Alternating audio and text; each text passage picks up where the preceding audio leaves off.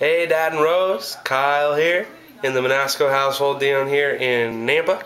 Just want to say hi since you're not calling back. I wanted to show you the door where the guy kicked in, right over here.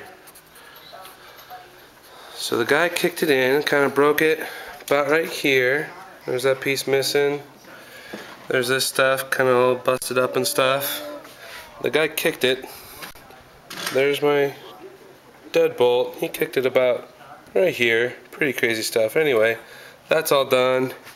And then we have a cute wife and a cute son. Look at them. Caden is rocking the backwards hat, as usual. He likes that a lot. And he's focusing really hard. He's a little boogery right now, but he's really working on walking. Look at him right there, just with one hand with Mama. He's working on walking really well, and he's doing really good. So, just wanted to give you a quick report from over here. There's Caden. We love you guys a lot and miss ya. And we'll be talking to you soon. We love ya. Say bye, Lacey.